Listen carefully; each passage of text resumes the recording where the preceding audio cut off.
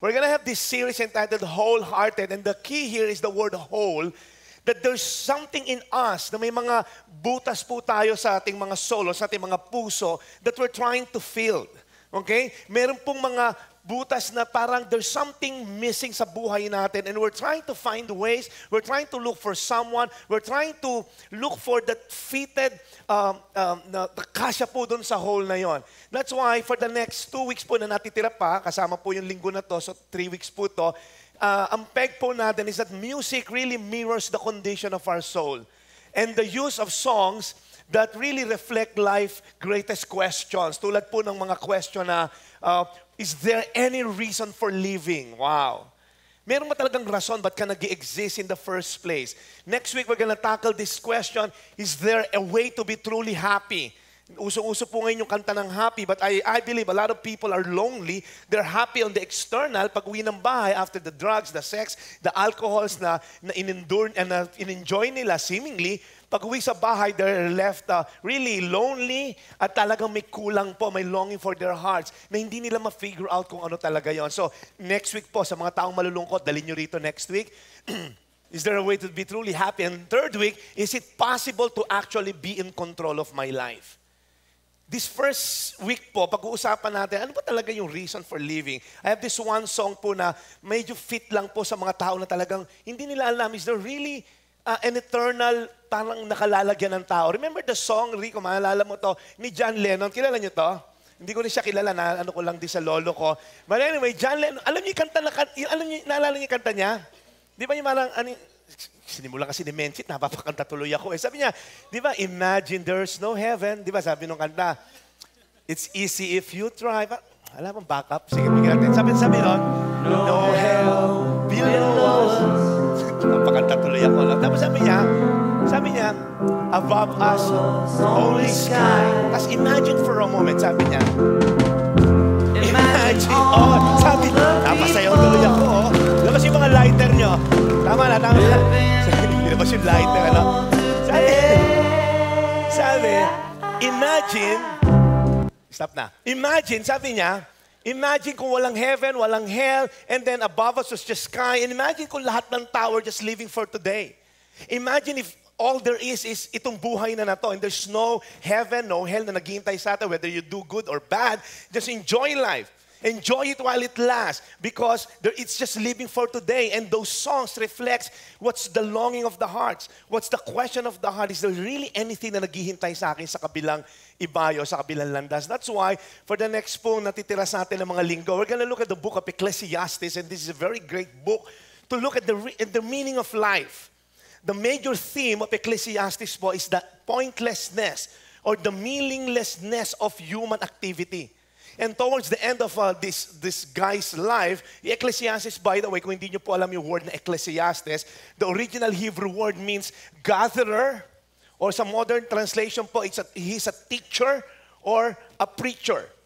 That's why this guy na pag-uusapan natin is such a wise person, at maintindihan natin ngayon, despite all the things na na-accomplish niya, the wealth na na-amass niya, and then he's still asking, is there a reason for living? That's why this first week po, pag-uusapan natin yan, as human being, we're thinking creatures. We're always looking for reasons, isn't it? I mean, it doesn't take too long for a 2-year-old na sinasabihan ng nanay na don't eat that, don't touch that. Lalaki yung bata, 2 years old, why? It doesn't take too long na yung bata, questionin ka niya, bakit hindi pwede? Bakit ayaw mo? Bakit hindi pwede pumunta doon?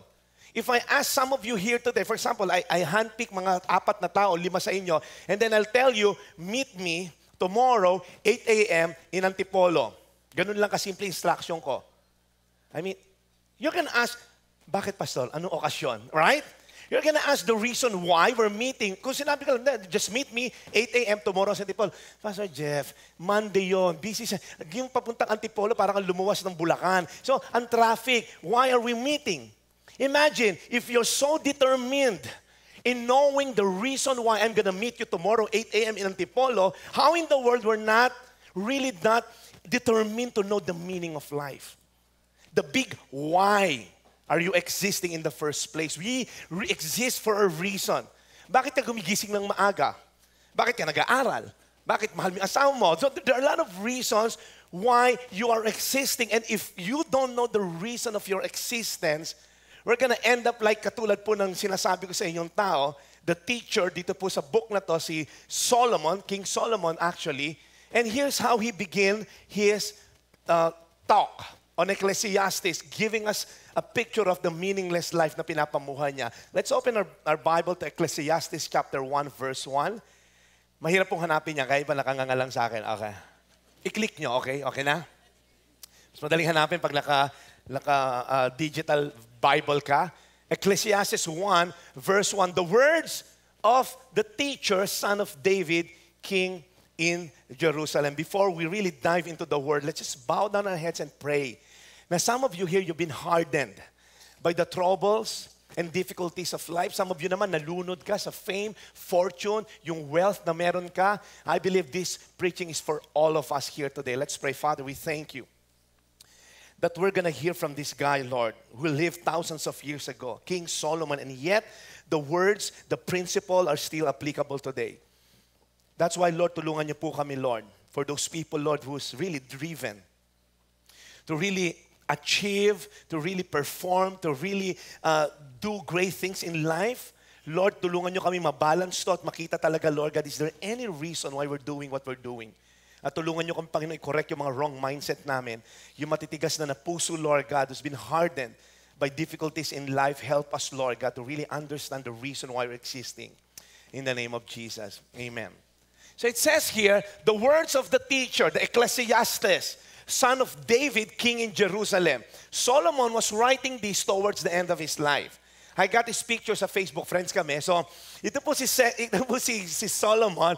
If you want to get to know more of Solomon, you can read po, pag uwi nyo ng bahay, sa 2 Chronicles chapter 9, yung wealth niya. Kung gaano ka big time to at kayaman po itong si Solomon. Solomon was wiser than anyone who ruled over Jerusalem before and after him. Wala na hong naging mas matalino na katulad niya. Early on in his life, he was really a God follower. When God asked him, Solomon, kung bibigyan kita ng isang bagay, pag bibigyan kita, what do you want me to give to you? Hindi niya hiniling na mamatay yung mga kalaban niya, hindi niya hiniling na yumaman siya. What he asked of God was really, give me wisdom to govern these great people. Wow. And God gave him everything, the wisdom, the wealth, the fame. He's a great builder of great projects po. He's a great engineer, architect, some ng mga, and it's just so consumed kung paano pagandahin yung kingdom niya. He possesses a lot of slaves that time. He is such a rich person na yung silver are just common po sa lugar nila. Kumbaga, naglalakad yung mga tao, uy, silver, yaman lang, tatadyakan lang nila. Ganun lang sila kayaman. Okay? Nakita nyo, ganun ka big time. Kayo, tanso lang, pupulutin nyo ngayon, di ba? That time, silver were just common. Yung golds, lahat made out of gold. Yung mga goblets nila, yung mga throne niya, he had the fleet of ocean-going ships. Meron siya malalaking ships. Okay, na bumabiyahe po and every so often babalik kung ano yung mga nakuha sa bansa na pinagpuntahan nila. May mga baboon, may apes, may kung ano-ano mga hayop na exotic, golds, spices, and then babalik sa kanya. He has a great collection of horses. 12,000 fighting horses po, yung mga nagdadrive ng mga chariots. Wow! And everybody, all of the kingdoms po, na malaman yung kingdom ni Solomon was so great, would flock to him to hear him talk because he's such a wise person. And because a lot of, he's so powerfully talagang secured, lahat halos ng mga nation na katabi want to ally with him. That's the reason why meron siyang 700 wives. Kung akala nyo, babaero ni asawa nyo, 700 wives and 300 concubines. Kaya nyo talunin nyo, 1,000. Bago niya ikutan yung isa every 3 years. Okay? Ano nga ulit pangalan mo? Hirap pangalanan nun, ano, di ba? Ano pangalan mo? ABC, mauubos ka. 26 lang ang alphabet. So, I mean, imagine, 1,000 na babae. Because during that time, kaya naman ganun karami, if you want to ally with a stronger kingdom, ibibigay mo yung anak mo para a sign of parang treaty. Okay, binibigay ko yung anak ko para alay tayo, kasi manugang mo na ito. Biyanan na tayo. Are you getting the picture? Kaya dumami po yung concubines and wives niya. Now, here's a guy. Na-picture nyo na kung gano'n to kayaman. We will never, lalahatin ko na tayo lahat dito, we will never reach kahit kalahati po ng yaman ni Solomon. We will never reach yung modern day conversion po ng yaman niya. Hindi po talaga mabibilang. And it says here, verse 2, meaningless. Wow. And remember, he was writing this towards the end of his life. He was writing this na na-experience na niya lahat. The fame, the fortune, sex, lahat ng may enjoy niya, na-experience na niya. And here's his conclusion. Meaningless, says the teacher. Utterly meaningless, everything is meaningless. How many times sinabi meaningless? Just in case di nyo nabibilang. Wow, 4 times. And not only, okay lang sana kung meaningless, but utterly. Ibig sabihin talaga, walang puwang. At baka naman may isang may meaning. No. Nothing. Everything is meaningless. The original Hebrew word for the word meaningless means it's just a mere breath, or a mist, or a vapor. Here today, gone a few seconds. Yung hininga, tinan niyo katabi niyo, tapos buga niyo, hindi, baka himatayin. Hindi pa. Di ba toothbrush to eh? Okay. Okay, tama. Talagang gone today na nga, na hinimatay. You see,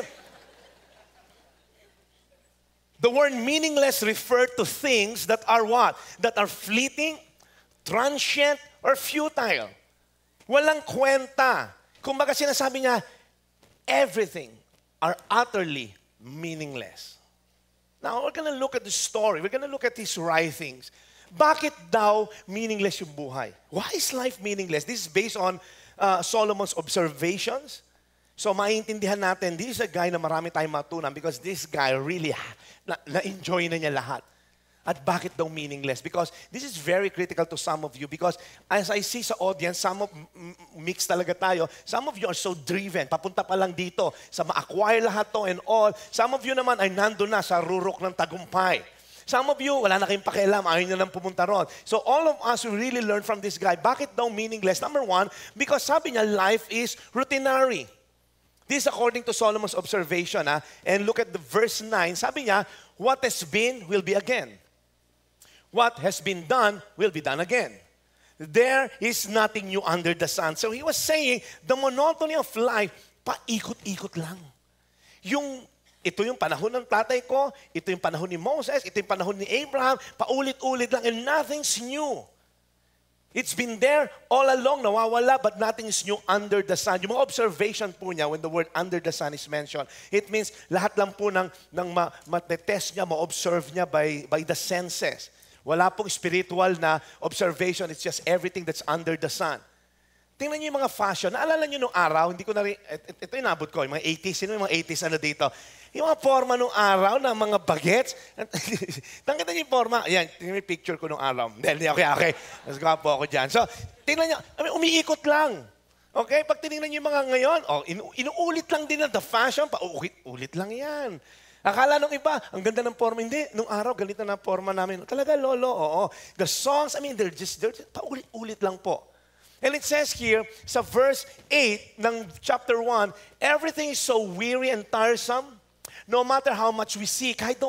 Life is so routinary, kahit anong makita mo, we will never be satisfied. It's just parang, yan din yun eh. No matter how much we hear, we are not content.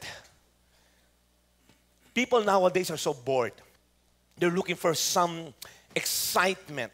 They're looking for something na may iba naman dun sa routinary because life has been so parang clockwork na lang, paikot-ikot na lang. That's why meron pong na-develop na mga mindset or philosophy, yung mga hedonism. Alam niyo po yung hedonism? We can find meaning in life through pleasure and happiness. Hedonism says the ethical doctrine holding that only what is pleasant or has pleasant consequences is intrinsically good. Sinasabi po rito, lahat lang na makakapag-enjoy sa'yo, lahat ng masasarap, just do it because that's good. If you feel like doing it, then do it. Kung wala namang makakasama sa kapwa, then do it. So boyfriend and girlfriend having sex, just do it because it is pleasant. Yun po yung hedonism. And next week po, ipapound natin ang husto yan. Is there a way to be truly happy? Next week, hedonism po yung magiging topic natin. So life is routinary. And number 2, sabi ni Solomon sa observation niya, you know what? Life is temporary.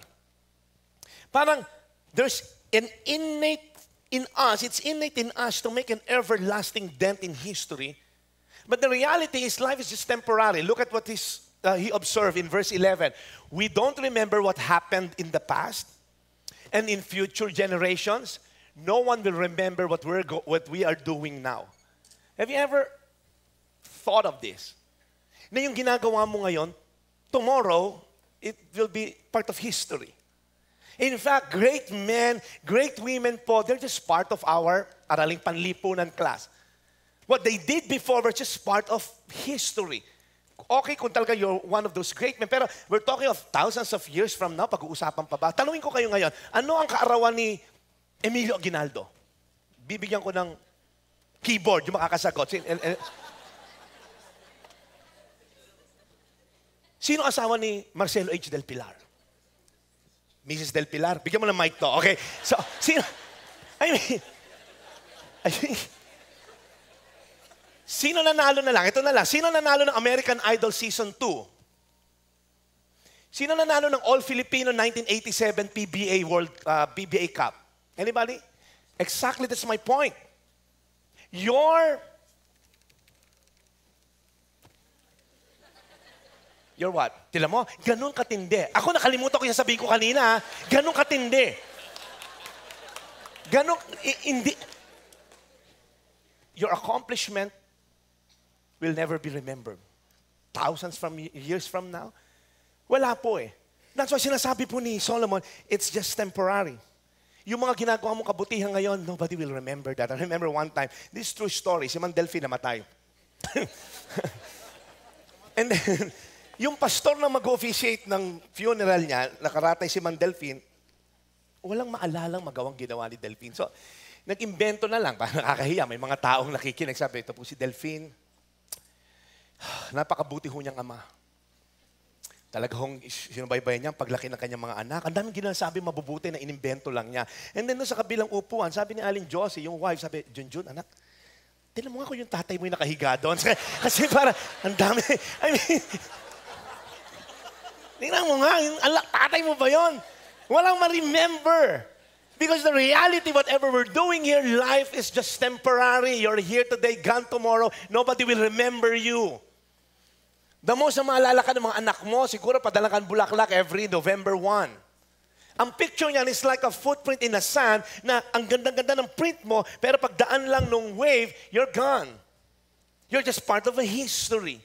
Because life is temporary. Ang na-produce po naman yan, yung mga tao na who want to make a dent in this world, na-produce nila yung mga humanism po na philosophy that says the denial of any power or moral value superior to that of humanity. Ang focus po ng mga tao na to, they find meaning in life through good works and good deeds. They're trying to do a lot of humanitarian causes.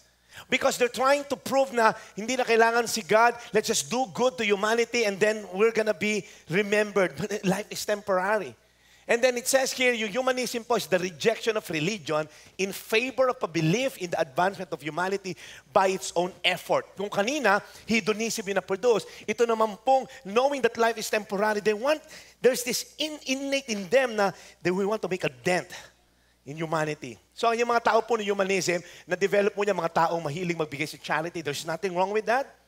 But if your giving is for you to be known forever, na nag-donate ka ng billions and billions, well, let me tell you something, makakalimutan ka na 3,000 years from now, nobody will remember. Yung nagbibigay ng malalaking cheque, you're an environmentalist, those are good stuff. Don't get me wrong. But if you're giving, if you're being an environmentalist is focused only on humanitarian purposes, you want to make a dent in this world, and then there will come a time life will be meaningless. So life is routinary. Life is temporary, naisip ni Solomon. And then lastly, sabi niya, there's one more observation. Life is empty. He says that in verse 17. Sabi niya, so I set out to learn everything from wisdom to madness and folly. Sabi niya, hindi ko na alam. How can I find meaning in life? He used to be a good person. He's a God follower. I mean, perfect. Perfect king. Inirect nila yung temple for God and all. He built a lot of things for the goodness of nung kingdom niya. He's so full of wisdom. But sabi niya, subukan ko naman yung kabilang ibayo. Hindi ko mahanap yung meaning ng life by being wise. Let me try madness and folly. Tinry niya, kaya nag-asawa siya, nag-worship siya ng mga ibang gods and all. So sabi niya, so to learn everything from wisdom to madness, but Ito na naman yung conclusion niya. I learned that pursuing all this is like chasing the wind. You see, his earnestness in the pursuit of wisdom was matched by his effort. Minat siya talaga. He left no stone unturned. He even explored yung kabilang side, yung kalokohan. Mambabae kaya ako? Magsugal kaya ako? In order to learn the truth by contrasting goodness with error. But at the end, it's like chasing the wind. So if you're here today, have you seen those people? Parang na-contain ng magulang. Puro kabaitan na lang ako sa bahay. Try ko naman maging wild. Sino sa inyo dito gano'n? 44. Tinan nyo yung 44 na nagtaas ng kamay. Nabila agad, ano? Imagine, you realize na wala rin pala. Nag-drugs ako, whatever, sex and all. Pero it only boils down na the emptiness that I'm longing, nung mabait ako, at yung emptiness na kalokohan ko ngayon, mas nadoble pa yung emptiness. And a lot of young people nowadays, their mantra is this: let's make the most of the night. Like we're gonna die young. Yan yung mga kanta namin. They use those excuses for their bad behaviors. They dive into drug, sex, parties. Dahil inisip nila, maaga naman tayo mamamatay. Because they really feel the emptiness in life. Alam niyo yung hashtag na YOLO, hindi, yung YOLO lang. You only live once. Hashtag YOLO. Yan mga kabataan, tatalon sa bridge, YOLO. Patay na yung mga ganon. Okay, so tama nga. Kala nyo, original yan. Hello, noong 23 BC, sinasabi na rin ng mga kabataan yan, yung Carpe Diem, seize the day. Life is ordinary. It's temporary. It's empty. So is there a reason for living? Actually, if I end the sermon now, uuwi tayo lahat na luhaan. Uuwi tayo lahat na tragic. Actually, I'm gonna pray na uwi na lang tayo kasi wala talagang reason for living. That's his conclusion. There's no reason for living. Meaningless, meaningless. Solomon, we're talking of Solomon, who experienced all that there is na may enjoy ng human senses. Kung nag-i-enjoy ka ngayon up to the 10th power, 1,000th power pa, ganun yung nai-enjoy niya. Now, listen up. Some of you, papunta pa lang doon. Some of you, you're so driven to the top. Some of you, sinasagasama mo yung mga ka-empleyado mo and all, sumisip-sip ka kahit anong gawin mo, nagbabribe ka and all just to go all the way to the top. Let me tell you something. Pagdating mo rin sa top, it's gonna be lonely there. Some of you here, you're so driven, makapag-asawa lang, makukumpleto yung buhay ko. Ngayon, may asawa ka na, and then ma-realize mo, mahiwalayan ko lang to. Hindi mo alam kung ano talaga yung makaka-fulfill sa'yo. Anybody here, you're like me na, dumating sa time, ang sweldo ko lang 5,000 pesos. Sabi ko, alam mo, kumita lang ako ng 10,000, masaya lang ako. Na-experience niyo yun? So ngayon, nasa 10,000 ka na. Alam mo, kumita lang ako ng 20, masasaya ako. So 20 ka na. Hanggang ngayon, 100,000 ka na siguro. 100,000. And you're gonna look, but when will it end? In fact, now that you're earning 100,000, pipili pa, mas okay pa nung 50,000 lang ako eh. Mas may time ako sa anak ko, nasubaybayan ko yung anak ko, yung misis ko, kasama ko, nakakalabas kami, ngayong 100,000. You'll never know when it's gonna end because it's a moving target. When will you be satisfied? When will you really find the meaning of life? You see, the search for the purpose of life has puzzled people for thousands of years. You know why? That's because we typically begin at the wrong place. We begin looking for it at ourselves. Ang naging starting point mo yung sarili mo. We ask self-centered question. How can I find meaning in life? We ask those self-centered questions like, what do I want to be? Naalala niyo mga bata pag in-interview sa Little Miss Philippines? Anong gusto mo paglaki mo? Gusto ko pa maging doktor. Di ba yung mga gano'n? Paano mangkukulam naman yung bata? What do I want to be? What should I do with my life? You ask those questions. What are my goals and ambitions and my dreams for my future?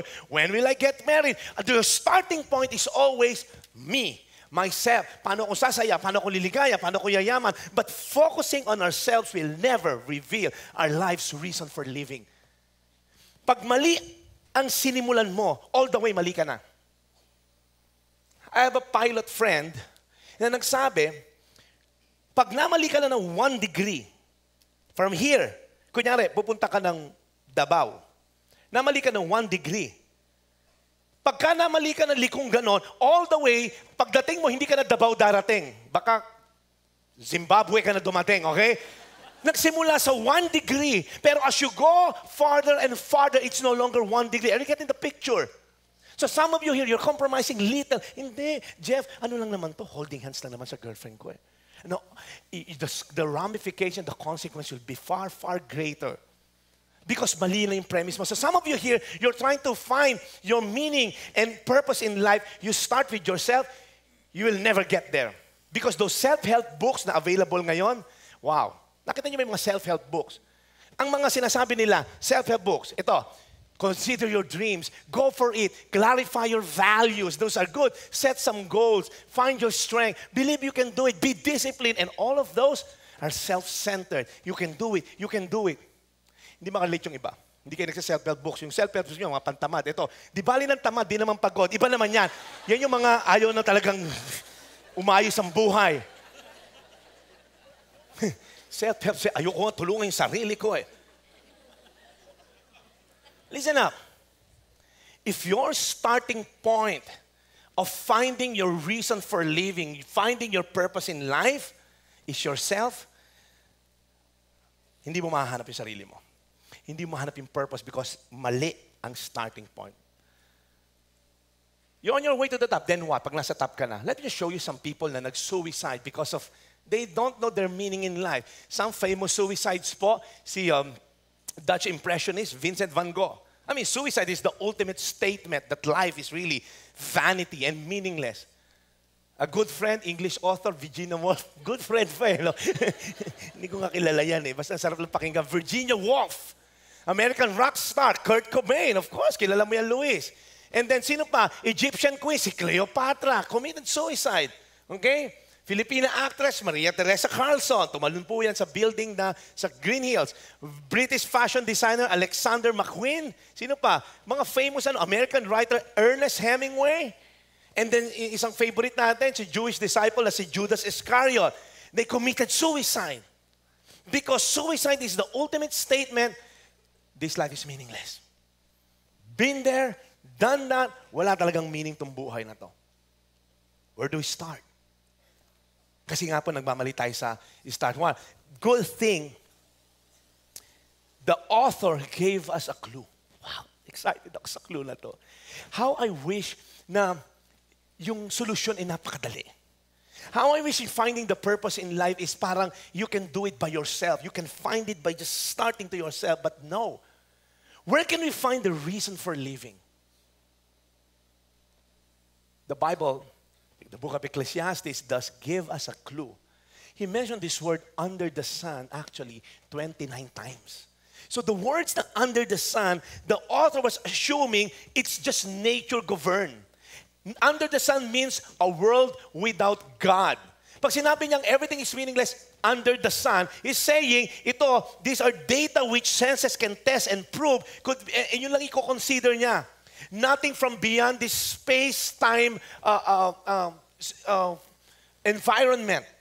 So nung sinabi niyang everything is meaningless under the sun, he's giving us a clue na your reason for living cannot be found if we're just looking under the sun or nature governed or a picture of without God.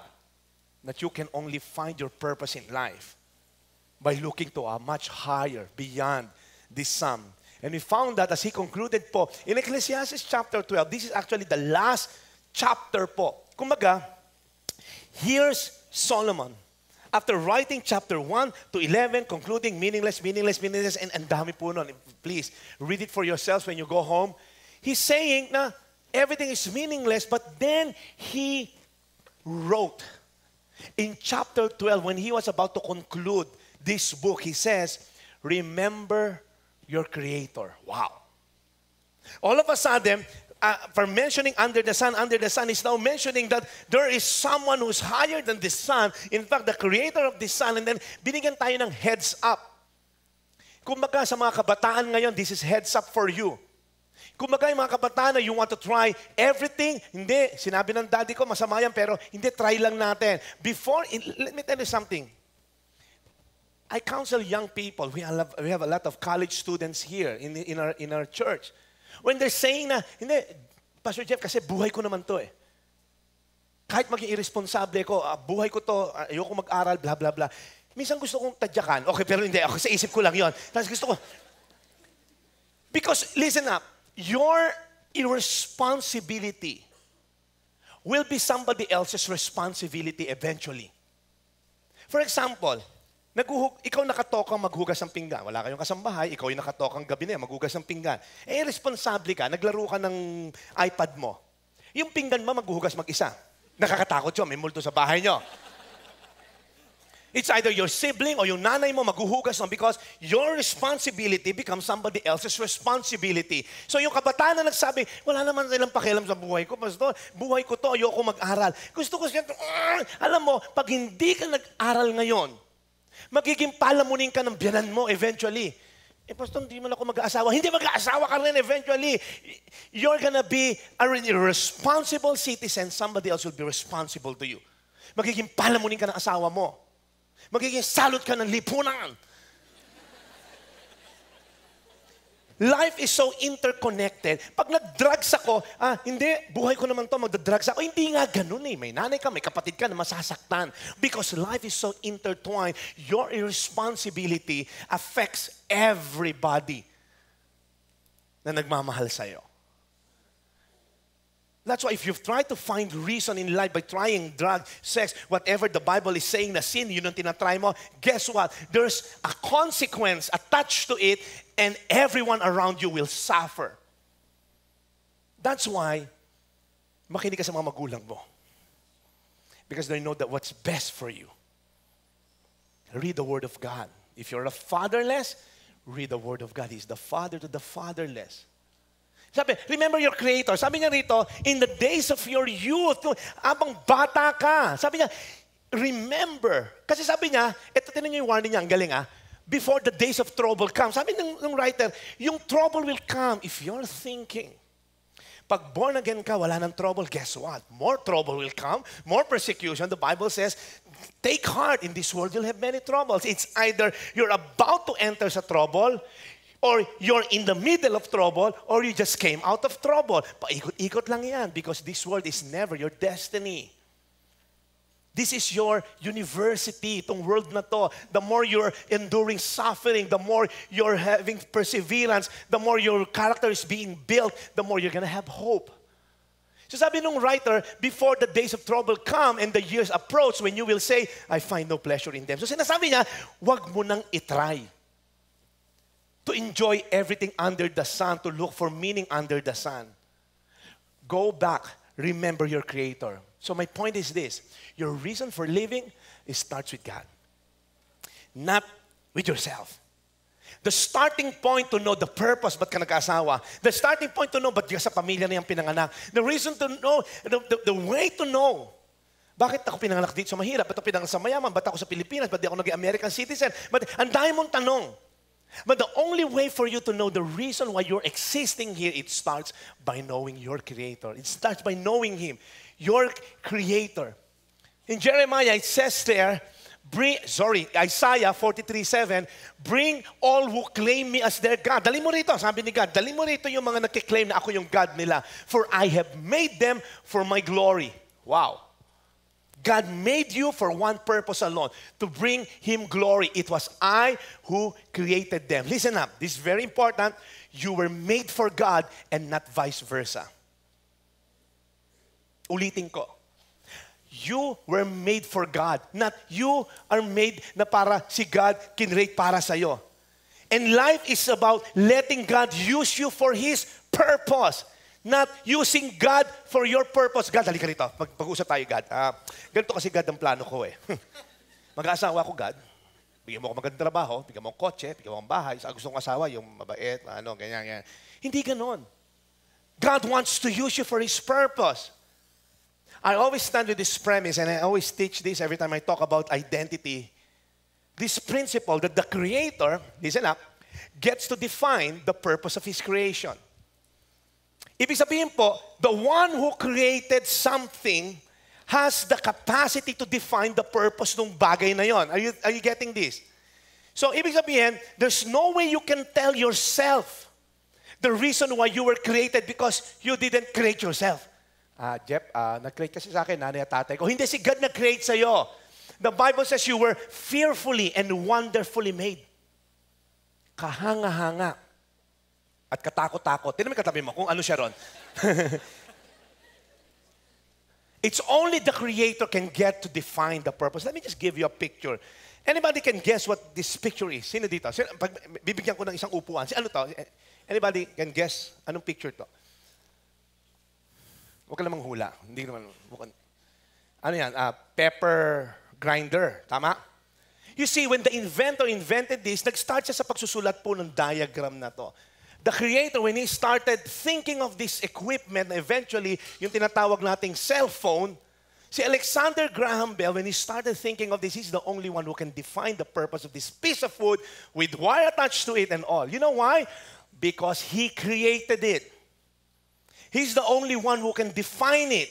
Katulad po ng isang bagay na hindi mo ginamit according to its purpose. There are three things na nangyayari. Listen now, this is very important. When Graham Bell thought of inventing the telephone, he's the only one who can define the purpose of his creation. And anything you use outside its intended purpose, three things happen. Number one, the thing will either, you will misuse it. For example, may paper clip ka ba dyan? Yan. Yan. Nakikita nyo to? Yung, malino naman naman sa ano. Yung mga live streamer, paki-close up. Nakikita nyo ba? Paper clip ho to. Alam niyo, ang liit kasi. Ayan, nakikita nyo na ngayon. Okay, ayan. Nakikita nyo na. Okay, so, paper clip. Paper clip. Okay. So, ayan naman, masaya na yung mga nagla-live stream. Marami yung kasi tayong mga live streamers sa Middle East. Okay, nagmadayo yung mga yan dito sa live stream natin. Paper clip po. Ano yung purpose ng paper clip? Ang talino na to. To clip paper. Dahil bigyan ng jacket to. Okay. The purpose ito is very basic, to clip paper. Now, may mga tao na ang ginagawa sa paper clip, iba-iba, okay?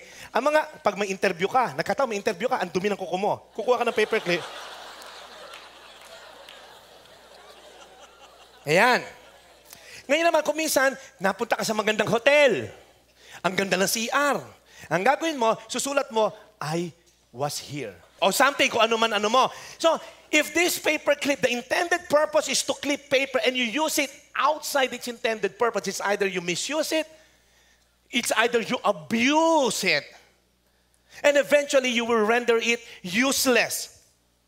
Because this paper clip, ang dahil mong ginawa, nalakas sa bahay, ginagamit ito ng mga lalaki, yung mga MacGyver, pinantatanggal ng lock, pinambubukas ito ng mga padlock, yung mga akit bahay, kaya-kaya ito, pantanggal ng posas, ang daming gamit na itong paper clip. But now, if you wanna use it back for its original purpose, naalala ko may paper clip ako, gagamitin ko pang clip ng paper. You know what? You cannot bring it back to its original purpose. And how many lives out there? Because the intended purpose, they try to seek their purpose, they use their lives outside its intended purpose because they're clueless. Because they didn't go back to the Creator. How many lives you know? If I'm gonna ask you, sino yung kilala nyo, kamag-anak, tito, tita, na addict na ngayon, hiniwalay ng asawa, may dating mayaman na tito, ngayon mahirap na, ngayon naka-rehab. How many lives are there, out there, are misused? Their lives have been abused by drugs, alcohol, whatever, and now their lives are rendered useless. If it's true with paperclip, it's true with your lives as well. Because the only way for you to enjoy life is to use it according to the purpose why God created you in the first place. Just like paperclip, to maximize its full use is to use it for its intended purposes. And some of you here today, the reason why your life is useless or you abuse your life, that's the reason why you're here. Because you use it outside its purpose. Because you don't go back to your Creator. It says here in Job, Job is a great guy. Si Job po, isa rin siya sa mga tao na naghahanap din ng purpose and meaning in life. Kasi nga, because of mga nangyari sa kanya, ano ba talaga itong meaning na to? And here's a guy who says, it is God who directs. Job chapter 12, verse 10. It is God who directs the lives of His creatures. Everyone's life is in His power. You say, you won't discover your life's meaning by looking within yourself. Contrary to what many popular books is saying, seminars, movies, no, you didn't create yourself. That's why you cannot find yourself, the meaning of yourself, because you cannot define it. Thanks be to God. Iniwanan niya tayo ng manual. Our Creator, Jeff, okay, kay God ako, hindi ko naman siya nakakausap. Good. Because He didn't left us clueless. He has given us the Bible, the manual. Alam niyo yung mga lalaki, lalo na yung mga tatay dito, we hate manuals. I don't know if you can relate to me. Di ba kunyari, may binili akong TV nung 2 months ago. It's an 85-inch TV. Laki, no? Sinlaki na to, no? Bumili akong TV.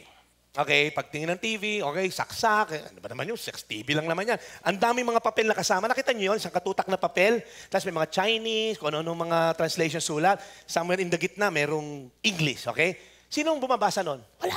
Hello, TV. Ang tanda ko na. Saksak lang yan. Okay, eto na. Pagbukas ko, ang mga salita, Russian yata, okay? Han, nasan yung manual? Wala na, tinapon na. Okay? So, alam niyo yun. Pag bumili ka ng phone, isang kapal ng manual, we don't check the manual, right? Because we knew better. Manual, pang mga ano lang yan, taga-bundok lang yan. Hindi kami gumagayt na manual. And here you are, when the time comes, wala kang masolusyonan sa troubleshooting, you're gonna look for manual. And how many lives out there, nagche-check ka ng manual eventually? Guys, the only way for you to find your meaning is to go back to your Creator. He's the only one who can define the reason of your existence. Jeff, paano? Well, in everything. That's the Bible says in 1 Corinthians 10:31, whether you eat or drink, whatever you do, do it all for the glory of God. Practical application. Wherever God has called you, is God being pleased? Is your Creator being pleased? Are you doing it according to God's Word? Ang default mo is, ano ba sinasabi ng Bible dyan? May relationship ako sa girlfriend ko, ano sinasabi ng Bible in treating opposite sex? Meron akong business na i-start. What does the Bible says? If you read Proverbs, 31 chapters lang po, 1 chapter a day, you're gonna be wiser sa lahat ng tao makakausap mo and live it out. Because we're not checking the manual, nagtatrial and error tayo. We're not checking the manual, pagka misuse, abuse, useless ng buhay natin. Sige, pa-born again na ako, attend na ako dyan sa church na yan. That's why if you're here today and you see your life as parang meaningless and walang kapupuntahan, there's hope. Let's all stand on our feet today. We're just gonna pray. I just sense that some of you here today, Jeff, does that mean hindi na ako mag-aspire? No, that's not what I'm saying. Jeff, does that mean hindi ko na di-design na yumaman? No, that's not what I'm saying. I'm saying is, seek ye first the kingdom of God. In everything that you do, just honor Him first. And all these things will be given to you. Also, hindi ho killjoy si God. Gusto kanya magka-Rolex actually. But if you're drawing your sense of identity, significance, and para security, pag naka-Rolex ka, and then there's something wrong with that, you find your reason for living sa Rolex mo, then your life is meaningless. Because there will always be newer, shiner, better Rolex than you have. And then bibili ka na naman ng bago, mangungutang ka na naman. You get in the picture? It's an endless pursuit. But if you honor God, God will give you what you desire. That's what the Bible says, delight in me. And the best, ibibigay sa'yo naman ni God. That's why I like the quote in Westminster, Shorter Catechism. It says, the chief end of man, ang ka-ending natin, katapusan natin, the chief end of man is to glorify God and enjoy Him forever. In fact, we are most satisfied when God is most glorified in us. So if you're here today, you're trying to find meaning sa sex, drugs, alcohol, wag na nating itry. Kasi nga, hello, si Solomon na to, lahat na ng alak na inom na to. Lahat na ng babae na tikman na to. If you're here today, and you're trying to get a sense of meaning and purpose, outside having this relationship with God, you're gonna grow old. Tatanda ka lang. That's the reality. You're gonna find life as meaningless, routinary, temporary, and eventually empty. So is there a reason for living? Yes, there is a reason for living. And the only life actually worth living is a life lived for God. So I just want to really end this first week by saying, find your reason of living by connecting to the Creator. Seeking God first. Yung manual, basahin po natin at ipamuhay natin. Because that is our duty. To obey God. To obey His commandments. So if you're here today, let's bow down our heads. If you're here today and you're saying, Jeff, that's good, pero this world is pushing us to conform to their molds. Be rich, be happy. Si God, magsimba ka lang, okay na yon. And then compromise Monday to Saturday. Hindi ho tayo lalayo. You might end up spending time in jail if you continue doing yung mga bagay na hindi mo dapat ginagawa. You might end up losing your family in the process. If you're doing is all under the sun, you might end up saying meaningless. So let's bow down our heads. If you're here today, just want to repent and just prioritize. Put order in your life and saying, God, from now on, ikaw unahin ko. I'm gonna check what you're saying in the Bible before I even jump to any opportunity. Well, some of you here, you're saying, Lord, I've been jumping to opportunities left and right and compromising.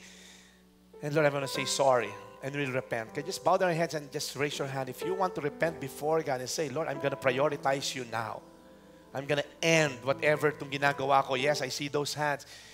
Guys, let's not play religion. Let's go back to the verse. It says, bring all who claim to me as their God, for I have made them for my glory. Let's start living our lives for the glory of God.